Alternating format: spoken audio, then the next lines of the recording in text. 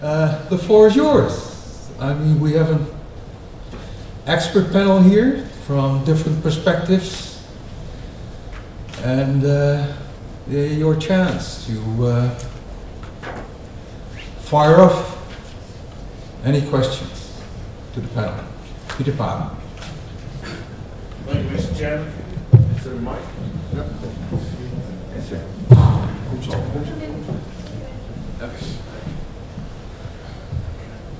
Thank you, Mr. Chairman. I have a question for Mr. Gutteling. I am inspired by your encouraging attitude and wording. When we started the ACCSEAS project, the project team and the initiators tried to have the ports on board, the interests on board. Can you explain what the reason is why ports in general, I'm just not mentioning Rotterdam, but ports in general are so hesitant to take part in this kind of projects? Okay, and I know it may be something like resources. That's the problem we all have in all our organizations. But in the future, and especially when we are talking now about a legacy and going forward with the results so far, I think the participation of the boards in that kind of projects now is essential, especially when we are trying to build the bridge between the maritime transportation system and the other modalities, and ports often are the turning point in that. So the question is two-wise. First of all, is there an explanation why ports are hesitant? Second one, I'm very bold, I'm sorry. Can we count on you in the future?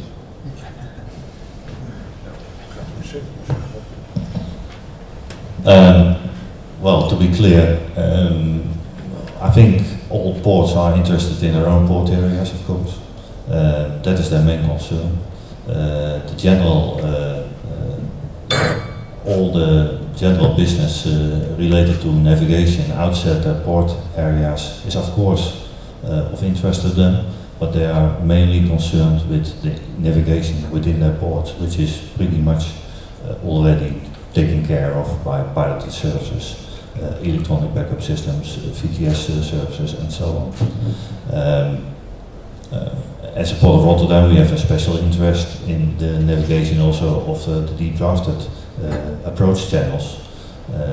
So that could be a link with the e-access project or parts of the access project. But for the rest, I think we are mainly focused on our own areas, within our own areas. Okay, you're satisfied, Peter? Any other panel members? 50% only? I'm not going to offer you the other 50. Roger Barker. Chairman, gentlemen, firstly can I offer my thanks to the whole team, yourself and the chair, these 3 days, fantastic. Mike Bullock, chairing the steering committee, and your team, really great. As the chairman said, Roger Barker from Trinity House in London. I have 2 areas of question, please, or comment, no question. If I could go first to Mr. Gutteling and just comments on the really great relationship we have in the North Sea with the neighbouring partners and looking at wind farms. We in the UK are really, really careful, and as I know you are, to look at individual case-by-case assessment of every potential park. And although we've come together and have very strict criteria on the distances of turbines to the waterway, we do look at it on a case-by-case basis, and I welcome the work that we're doing with the Rich Waterstadt and people there to make sure that the mariner is safe. But I'd like to make a comment more generally on how both my aspirations and my fears of some of the technological issues that we have around. I've got massive support for the ACCSEAS process and the outcome. Thank you. in particular some of the real defined areas that we can take forward absolutely today. Promulgation of MSI. One of my jobs is to license deep sea pilots within our region. I revalidate them every year, and the stories coming back from the pilots, the fact of what's going on board the vessels is quite worrying. The problems with micromanagement from ashore, reluctance to actually stray too far from the red line, depending on this fact, it's actually happening. And the problem is we give technological solutions to these guys, then some, the bad 5% may take a shortcut and use technology inappropriately. But the point on MSI, the number of ships now actually plotting the Navtex warning on the chart, the electronic chart, is minimal. Because it's put in the too difficult box. Whereas when I was a second mate, I would plot the Navtex warning, be it a drift by buoy or a wreck, on the chart. These days, unfortunately, it's in the too difficult box. It can be done on the electronic chart. User objects are really easy to use. I welcome the thoughts of promulgation of MSI, as I do the common information exchange. When I was old man on the ship, I had a plethora of different forms to fill in, including departure reports within 20 minutes of leaving the berth when I was actually carrying out the pilotage act. So difficult. Let's cut it down. And of course, PNT issues. Frightens me to death how much reliance is placed on the little shape in the middle of the screen. We've got to address it. We can address it today. But I have fears, and my fears are that we seem to be reluctant to recognise that the number of issues surrounding the reduction in crew sizes, the easy factor for the shipping companies to cut down. There are reduced crews on the ships, and therefore they're getting tired. There was a grounding in Scotland yesterday. The vessel hit the beach at 12 or 14 knots, hit the rocks. Why did he do that? Actually, I don't think he was relying on the gear directly. I think he was probably tired, probably asleep. Why was he asleep? Why was he tired? Perhaps because it was a reduced crew, a small vessel. That side, and the fact, I think that we've got to recognise that if there are reduced crews, and I have an example of a vessel that was transiting the East Sunk traffic separation scheme in the approaches to the Thames. He, instead of the majority of the vessels actually altering course at the end of the scheme, he inexplicably altered course to the northeast, where the scheme used to end, and ended up within 15 minutes of directly contravening the traffic separation scheme. The good factors put in. Why did he do that? Because he used last trip's passage plan. Very easy. I was very busy, Captain. I didn't have time to do the passage plan, put it in. These human factors, I think that we can't shirk away from them. We've actually got to really recognise that. And this talk of micromanagement from ashore, what do you call it, the fleet operation coverage, or whatever the word was. Now we have masters on vessels who are reluctant to alter course from the red line, not just an overall track. They are reluctant to alter course because the company said stick to the red line. Now this is actually the feedback from the pilots. This is actually a fact that they are relying on the technology. So yes, everything we're doing to take forward the ACCSEAS programme and the initiatives is fantastic. But can we remember also today's issues? Thank you. Thank you very much. Thank you very much, Roger, for this.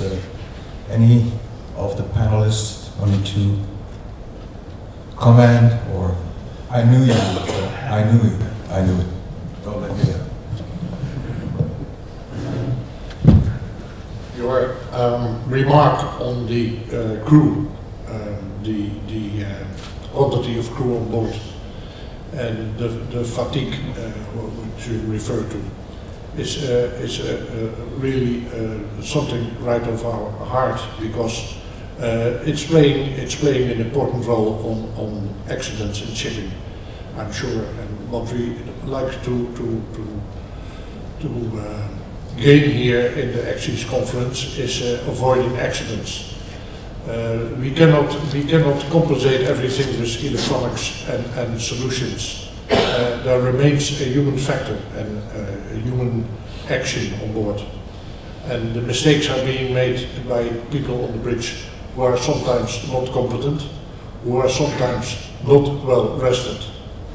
And there is not only a question of sleep and work. There are other things which also affect the keenness of the men on the bridge, the alertness. That is the modern electronic amusement packages a lot of people are carrying on board. As a shipmaster, I can tell people to go off duty and take a rest, but I cannot oblige them to go to sleep. I could do that in former days. As I told you, I'm not the youngest anymore. Then people would listen to you. Nowadays, young people have a mind of their own. They go to their cabins. They're not going to rest. They're going to do other things. And the reason is that they have to go on duty. That you cannot check whether they had enough sleep or not. We have an excellent project called Horizon, which we also took part in. And of course, there's a question of rest and work hours. And that can be measured.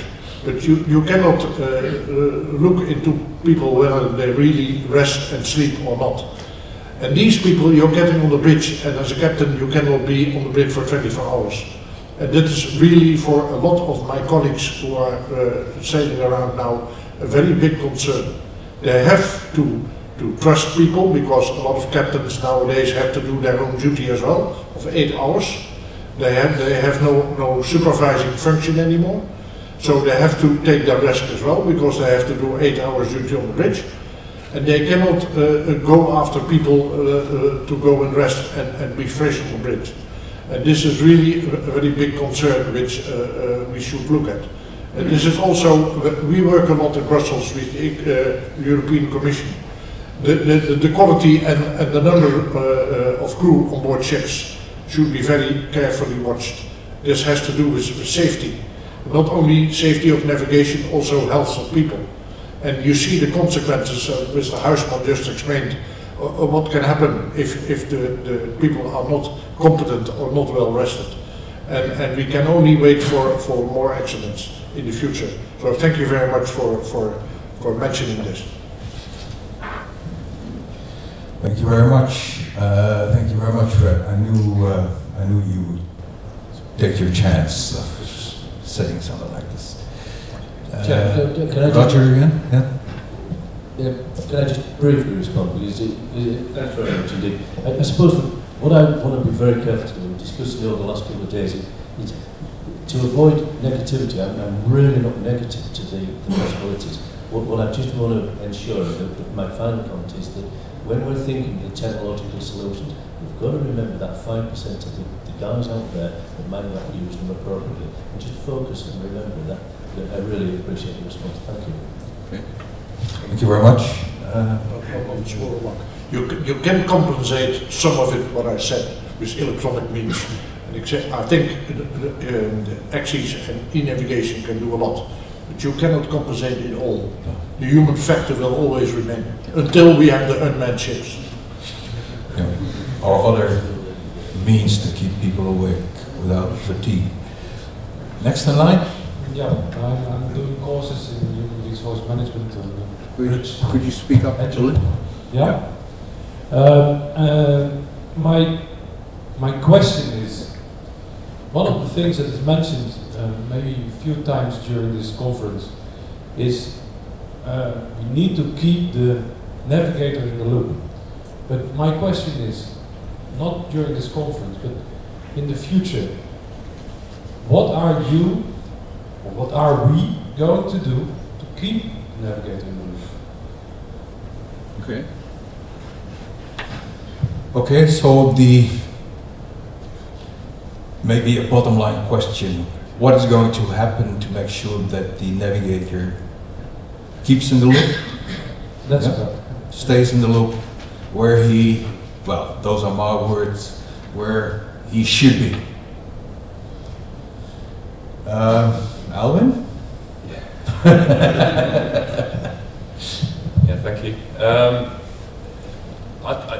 I mean, in the ACCSEAS project, I mean, all the solutions that we developed have the navigating navigator at the heart. It's to enhance what they do, I think we've got to be a little bit careful about how e-navigation is portrayed sometimes. That it's seen as something, I think the phrase Star Wars was used at e-navigation World Conference last month, which gives an entirely wrong impression as far as I'm concerned of what e-navigation can provide to the navigator. And in the ACCSEAS project, we've really put the user at the centre of whether it's shore-based or seagoing professional, at the heart of our solutions. So I think as long as developments of e-navigation go in that way, remembering who's making the decisions, I think we've just got to just keep it back in our minds when we develop new solutions. Yeah, okay, thank you. I have one small comment to make on that. What I think that needs to be done to keep the navigator in the loop is for decision making, not more alerts, but more solutions. So let him give the choices instead of the stops. That's the only thing I want to say. Oh, yeah, okay. I think that's a fair comment, and we certainly don't want to overload the mariners with too much information. That could be just as bad as having no information at all, you could argue. What the experience of the demonstrations have shown in the project is that the solutions can be simple to use, intuitive, and they really do inform the user of what's going on around them, and in quite a simplified but crucial way. And I mean, there were some comments after the simulated trials, for example, and some of the users were saying, we will miss this when we go home. Actual words said. And I think that's really a good indication of how the users perceive what we've done in the project at least. I see a lot of good things coming from this conference. I hope to keep this in mind for the future. Yes, I agree. Yeah. Okay. Will be certainly noted somewhere. Peter, could I take, you had your turn, but I'll come back to you later on. All right. Sure. Possibly a bit of an awkward question, considering you managing the whole project, right? Could you speak in the microphone? All right. Closer, thanks. Better? Yep. I've been possibly an awkward question, considering you've been managing the whole project, but ACCSEAS is highly linked to the development of e-navigation, and the scope of ACCSEAS covers many shades, possibly 50 shades. From your experience from the project, would you pinpoint one single solution that could be the pillar, or even a shaft, that could carry the message forward from ACCSEAS?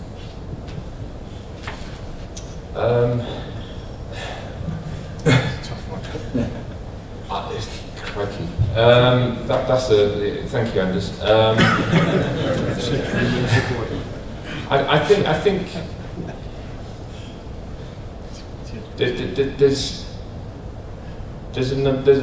it's really difficult to pinpoint one, but I think there's two underlying things that we've done in ACCSEAS. That's resilient PNT.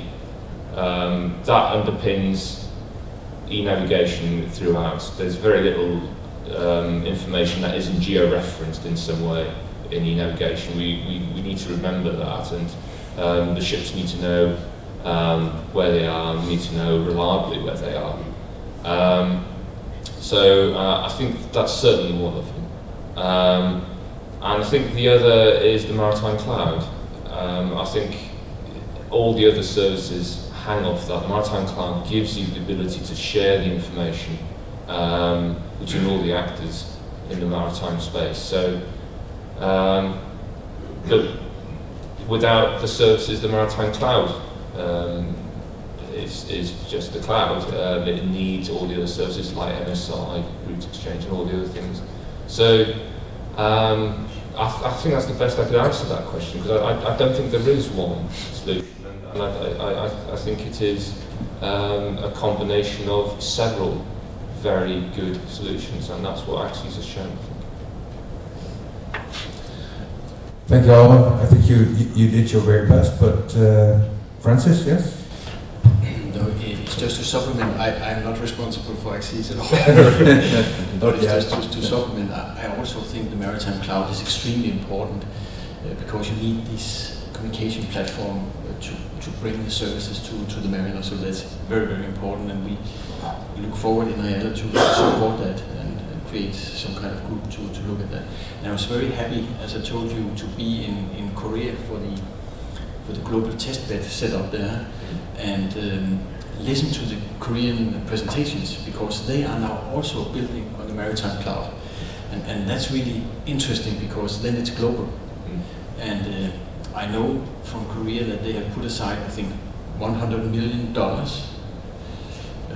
That's kind of money, and they are now creating a Hyundai e-navigation department with 80 people working on e-navigation, electronic equipment for the ships. And I mean, that will shift the whole view on this topic here. So that's very interesting. Thank you. So, well, to elaborate a little bit on that, I know IALA well enough, I know people working for and within IALA well enough, that if you want IALA to build a global maritime cloud, you will get one. You will not get global NIST, but you will get a global cloud. So, Fred? Yes, I attended the workshop on the maritime cloud. For me, it was quite new, very interesting indeed, about the information which is collected and which is being distributed to the ships. I just want to make one remark, and I talk to acting seagoing masters nowadays quite a lot. They get a lot of information. They should have the important information and not too much information, because they are already overloaded with all kinds of things, with emails, with NAVTEX, with whatever. And I just discussed this also day before yesterday with a master who had returned to the ships, and he was really overloaded when he was doing his duty with information. Let's keep to the important information and not superfluous information. That is very important indeed, also for safety. Thank you. Thank you very much. Yes, I think a very valid point. As always, let's try to discriminate between need to and nice to.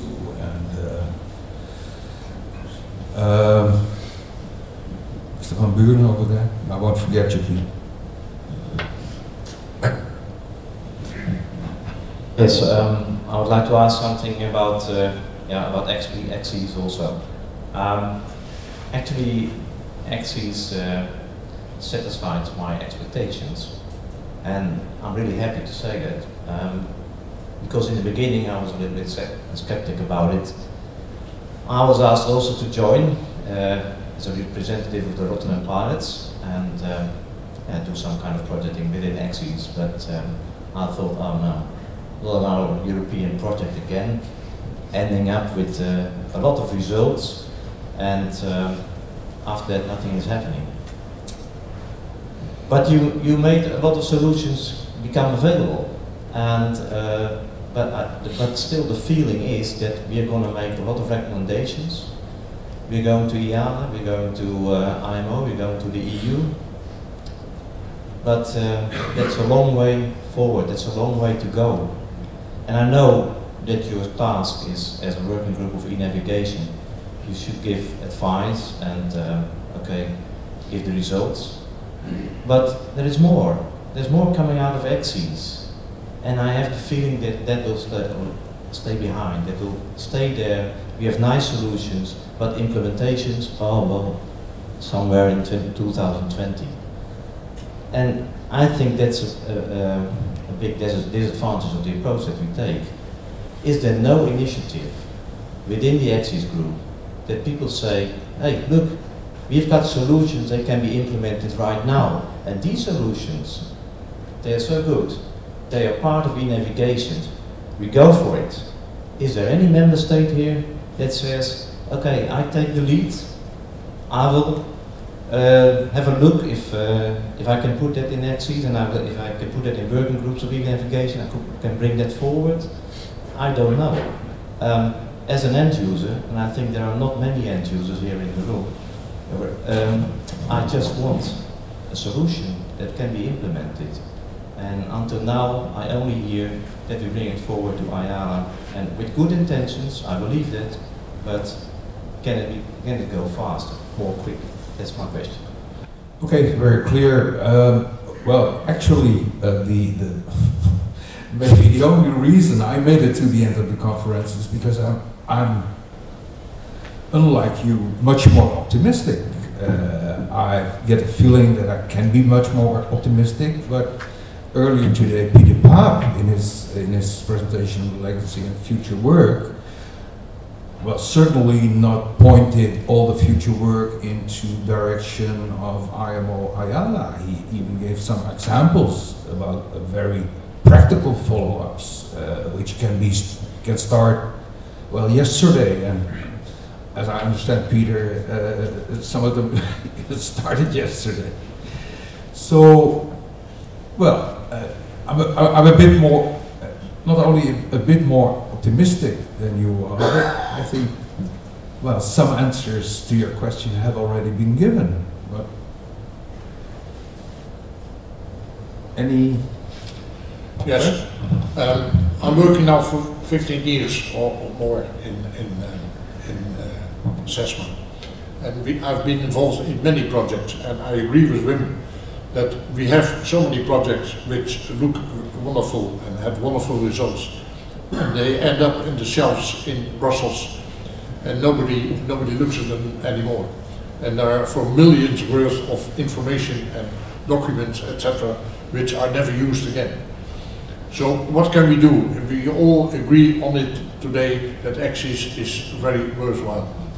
We should approach people with influence, people in the Commission, people who can have an influence perhaps at IMO, because Europe, the European Union with the 27 member states has an influence in IMO. Why not try to lobby on these and try to get the process more popular and bring it further? Because it would be really a loss if we in 3 years' time we will say ACCSEAS, what was it again? So I agree with you, we should try to follow up and try to interest and influence people to bring it further. Very good. Very much agree with you, Fred. Marcel from the group. Thank you. I also am in favor of speeding up things, but I just heard a remarkable thing we noticed, mentioned by Mr. ACCSEAS. He went to South Korea, and it was Hyundai, right? He was working with a budget of 100 million, more or less doing the same. So maybe that's the answer. Go where the money is. Go to Korea.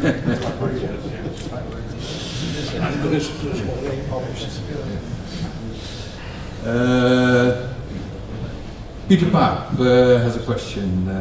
He's waiting for 10 minutes now. Shouldn't keep it going. Thank you. Yeah, I have a question, but I want to answer first to Wim, because that was, well, you were pulling that leg a bit. We had a saying in the ACCSEAS project with a promise, and we made that in the transnational project coordination group as well as in the project steering committee. Where applicable, we want to implement the low-hanging fruit as soon as possible. So that means when there is a solution ready and there is interest, we can implement it. Let's say, for instance, you have that VOCT, it's ready. The Coast Guard tested it, it was tested in Denmark with the Coast Guard, it may be available for others. Let's go that way. search for those people who have an interest in a certain application or a service which they can use and probably test for a last time before getting it into action. So that promise is there. But I was triggered a bit by the discussion on the manner on board. The first day I gave a presentation where e-navigation was coming from, etc. And one of the key concerns in those days, Mr. Polman knows that, is the fact that we identified a gap between the training in theory and the praxis, the real praxis. My concern, after hearing Roger's remarks and Fred's answers, etc., is not so much to those words, but are we realizing when we are introducing e-navigation and implementing e-navigation bit by bit, that we can keep the training at the maritime schools, etc., on such a level that they can cope with the development of e-navigation. That means, at least in my opinion, worthwhile, at least an action for everyone, the maritime community in itself, that there should be a permanent gap analysis between what is happening before e-navigation and at certain stages in e-navigation, and then probably we have to go to STW and to modify the trainings for mariners, etc. Okay, so be it.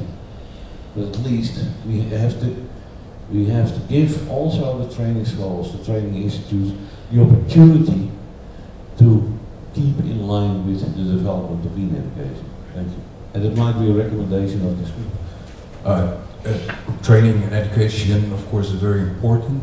The good news is that the most recent revision of the STCW Convention actually prepared the convention for the new age. The point is, it has to, well, substantialize, it has to get substance. So the IMO, the STW people are waiting for the kind of stuff ACCSEAS provides to start thinking about the more concrete training and education program. But the good news again is that the framework on the level of the convention, there are provisions to start working from. So there's time for one more question. If that's you, Dirk, you have the floor. Thank you. I'm Dirk Vergoten. I have a burning question regarding the safety of Rotterdam. Speak more closely in the microphone. Oh, okay. Is there any backup in case GPS fails? Do we have a spoofing detection network against terrorism? So far, nobody said anything. It's a quiet subject. Apparently, all problems are solved, so we go to the next problem. Can anybody give me a reply to that? How do we guarantee safety of navigation to Rotterdam? Well, I could suggest from my side that this may be confidential information, but I think the only one that would be able to answer your question is Rob Gutteling. But well, in that case, Mr. Chairman, I have to disappoint you, because it is indeed confidential, of course, but of course we have had meetings before about all sorts of backup possibilities. The only backup possibility, together with the pilots, we can think of is just the basic navigation by radar or by side bearings or whatever, or from a buoy when you are sailing the approach channels here to Rotterdam. So that is the only backup we have at the moment, and I agree with you, that's a vulnerable thing. Yeah, and then even more dangerous, to my opinion, is spoofing. Speak in the People microphone. say spoofing is very difficult. And there are not that many people who are capable to do it. But we know a group in the United States who are specialized in this. It's Texas University. And then you say, well, terrorists don't know that. But terrorists have money. They hire people who know how to do that. And it is a very good business case for them. If you spend 1 million to install smart spoofing, which cannot be detected, and you ground a large tanker, then your return on investment is fantastic. Yeah, okay. Point taken. I'm sure, Dirk, you understand it's too late in the day to start a full discussion on jamming and spoofing. I think you made your point. I will make sure that it's included in the records of the conference, so your point will stay on. Okay, point taken. But point taken. nobody's doing yes. anything. Yeah, but I don't think you get an answer to that today. I don't think you get an answer to that today. But here again, keep track of the follow-up of this conference. In all many ways, it will get a follow-up. It's impossible within the scope or within the time frame of the conference to have a full. Your point is clear, as it has been clear for me the last 30 years.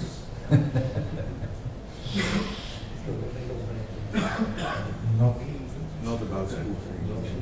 Yes, so the final comment is for Fred van Leyen. I was in Ireland last year on an Irish Maritime Forum, and I heard some news which is perhaps also interesting for the increase of traffic on the North Sea region. They said with the new sulfur regulation, it was bound to be that a lot of ships were going to omit the North Sea area, especially cruise line ships would not go through the North Sea area anymore because they had to change over to gas oil and had much more expenses on the fuel. And the Irish were saying, well, maybe we can get our ports in order that the cruise ships are coming to Ireland instead of Sweden and Norway, and so we are going to make a lot of money. Whether this is really coming true is a fact, but I think that the traffic on the North Sea region will be influenced by the new sulfur regulations. That is for sure. That doesn't mean that action is not necessary, but it gives perhaps a little bit of lenience. Thank you. Thank you very much. Well, with this, ladies and gentlemen, and in view of the time, let me finish the debate by thanking the keynote speakers as panelists, by offering them a small token of our appreciation of their contribution to the success of the conference. So,